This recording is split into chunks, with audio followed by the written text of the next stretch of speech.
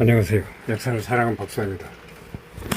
오늘은 성시열 선생에 대해서 한번 알아보겠습니다. 경전에 대한 독자적이고 참신한 해석과는 거리가 먼다는 비판이 있습니다. 성리학 원리주의자로서 철저하게 주자를 존중하는 주자 중심 학문을 추구하고 주자의 학문을 더 심화하는 것이 그와 그의 학파의 연구 경향이었습니다. 예를 들어 주의와 제자들이 문답을 모아놓은 방대한 분량의 주자 어루라는 어록집이 있습니다. 이를 강동하는 데 그치지 않고 수학들에게 좀 더 정리된 내용으로 전하기 위해 순수와 배열을 바꾸고 재편집한 주자 어록 소본이라는 책도 만들었습니다. 송시열 말년에 작업에 착수해서 후손들에게 제자들까지 대대로 작업에 참여하여 결국 완성하였습니다. 주자 어루 소본은 송시열이 주자 어루 교감하고 항목을 재분야에 편집한 책입니다. 주자 어루는 사서 5개, 성리설, 역사, 정치, 문화 등에 관한 주자의 학설을 담고 있습니다. 최근 현재는 유일한 필사본의 송시열 그리선이 독립운동가 송병선 선생의 문중사에서 발견되었습니다.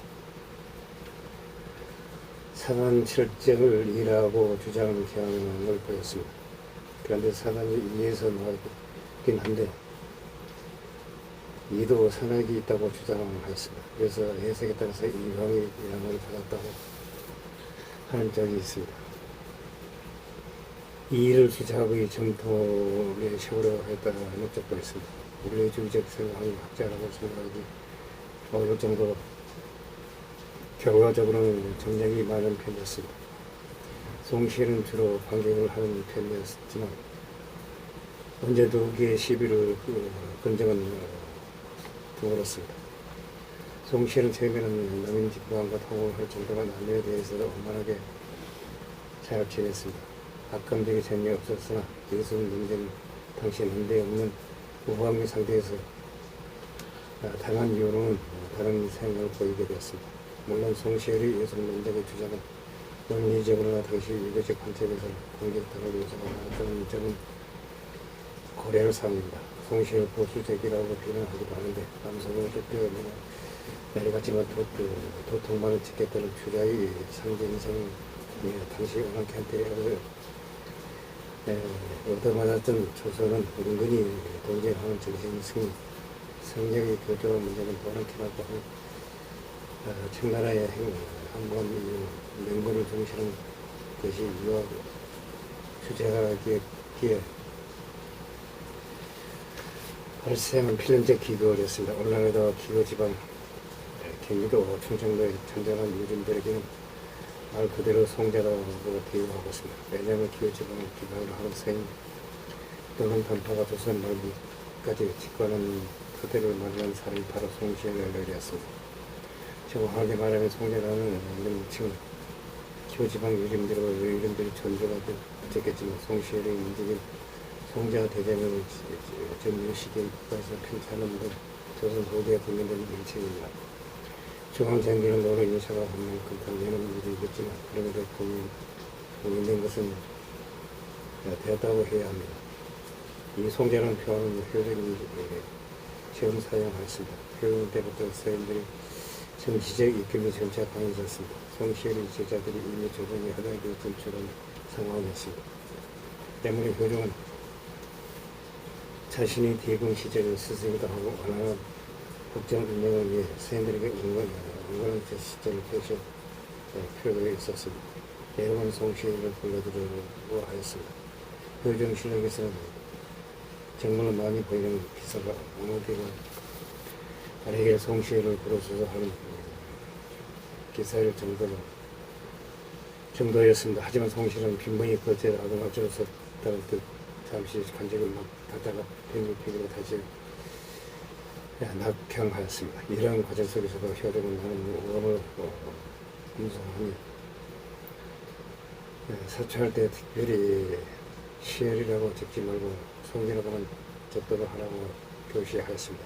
이것이 나아가 과연 송제라 할 만하다고 공공연하게 칭하게 될 것입니다. 정조대는 정조 본인이 송시를 고평가했을 수도 있지만 선대에 이르러 과정이 있는데 감히 송자라는 호칭을 검증할 수 없을 것이다. 정작 송실은 칭력하여 사제강 시대의 경기 이후로 강원 영서 지방에 초청되어 사익사고를 짓고 당시를 보냈습니다. 그러나 이는 조선의 기화과 이그림 한정이며 항백상의 최고객 스승을 당연히 지배까지도 얼굴이 올라간 이이나 성원입니다.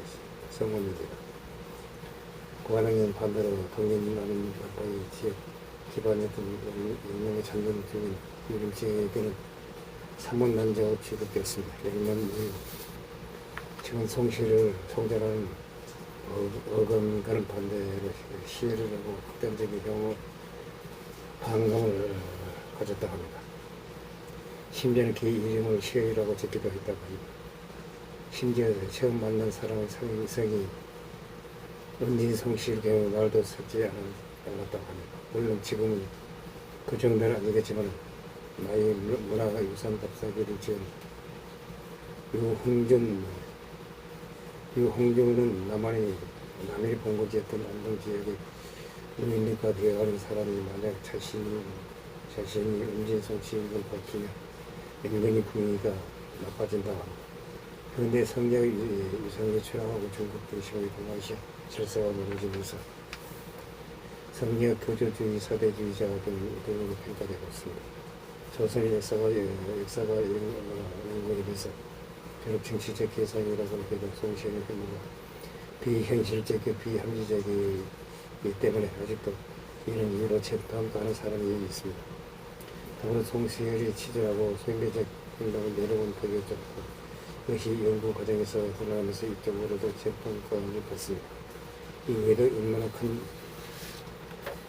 영향력을 끼쳤는지 전조 때는 송시열을 이루고 송덕상의 홍공명과의 결탁을 이유로 파직되었습니다. 전국에서 송덕상을 제거하는 데 선보됐다고 하며 한동안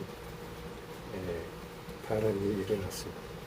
현대 송시를 충실해서 왕권에 도전한 권신으로 각각 재평가되었습니다. 송시가 죽은 뒤 5년 후에 태어난 영재와 공통점이 있습니다. 영재는 송시는 누구를 지지를 하여 최상위를 받습니다. 정치 철학이나 기가 높았고 83세에 장수하다가 죽은 게 공통점입니다. 다만 송시가 영재의 차점 정치적 포용력으로 송시는 자신의 뜻에 맞지 않으며 무조건 배척해 서인의 입에서도 적을 많이 만들었습니다. 자신과 친한 사이에도 속으로는 사이가 좋지 않는 조문에다 저러한 조문문을 쓰고 나중에 권신인 김석주와 김익훈을 전액을 묵고하는 등 좋지 않는 면모를 보였습니다. 반대로 영재는 탕평이라고 하는 정책을 자신을 지지해줄 물음표를 무조건 들어주는 게 아니었습니다. 자신과 대적점을 있던 서울을 진도를 배척하고 완면을 등록하였습니다. 나중에 이인자단과 나중에 개성 사건으로 서울은 임시가 적대되었습니다.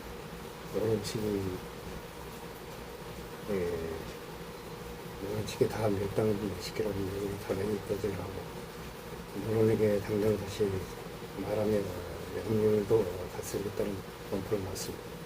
사실 영재가 후비에 노론 폐각이 된 건 서울은 전남과 남인 강남이 영모를 저질러서 그렇습니다.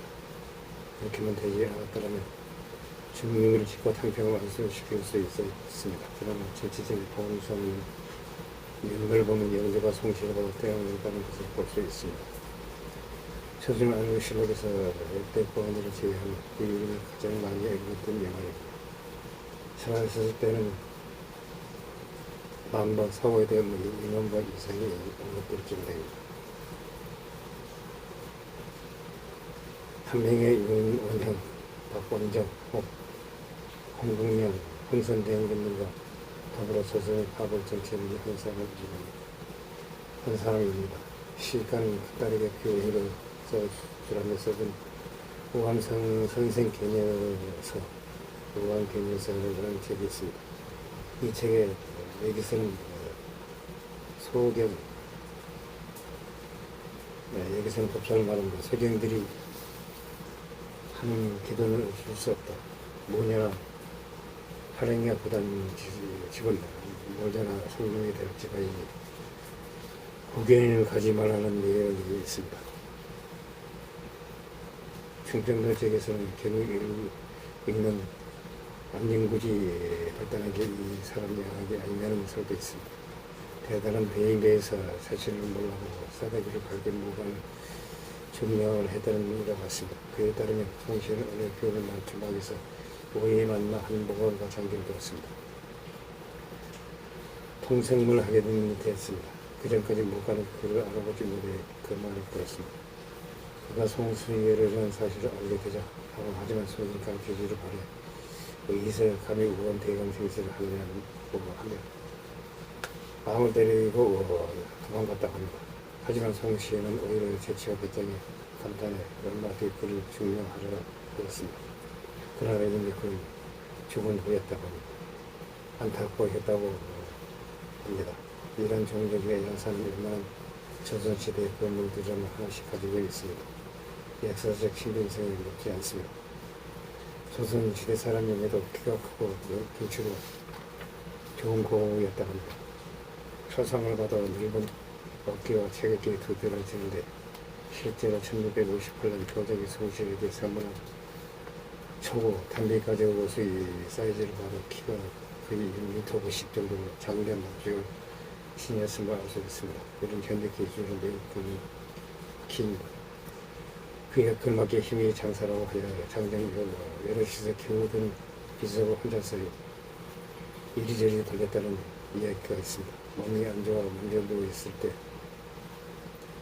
정적이지만 의학에 물통했다는 단일의 그도 허목에 있게 처방을 받도록 하였습니다. 허목이 긍정인 비상을 처방하였습니다. 모두가 허목이 정력인 대감을 싫어할 것이라며 송실 선생의 묻지 말라고 하였습니다. 그런 송실 선생의 태어난 필사를 내는 결과 병이 나았다는 일화 같습니다. 혹은 저는 다르게 송실의 아들이 약을 받아오다가 약속이 비상이 된 것을 보고 빼버렸습니다. 송실의 몸이 좋아지는 듯 하다가 다시 병이 됐습니다. 사정을 알게 된 송실의 함의수는 그런 허목은 그런 사람이 아니다. 다시 가서 약을 치고라고 하였습니다. 그리고 송시열의 아들이 허목에 가서 사죄하고 다시 한번 제약을 받아왔습니다. 송시열이 그대로 묵고 이번에야말로 병을 받았다고 합니다. 공항 관리를 매우 잘했던 것으로 알려져 있습니다. 서사대기 직까지 건강하게 살았던 그런 송시의 식감을 가졌다고 합니다. 이 일화의 조금 상충되는 것 같지만 이의 경우가 특성 경우였고 보통 매우 건강하고 장명이 한된 체질이었다고 합니다. 앞뒤에는 훗날 사살 때에도 이 건강 체질 때문에 사형을 가져온 근무도자가 고생을 하였다고 합니다. 성설이 사형을 들키고 운동방에 들어갔는데 멀쩡하기도 그대로 했습니다. 근무도사가 성수에게 제발 어떻게 일을 끝내게 해달라고 부탁하였습니다. 결국 입선장을 불러 청춘을 낸 뒤 내리 3번이나 마신 데에야 결국 줄을 줬다고 하며 사실은 송시뿐만 아니라 당시 사회의 경우에는 이런 일이 많았습니다.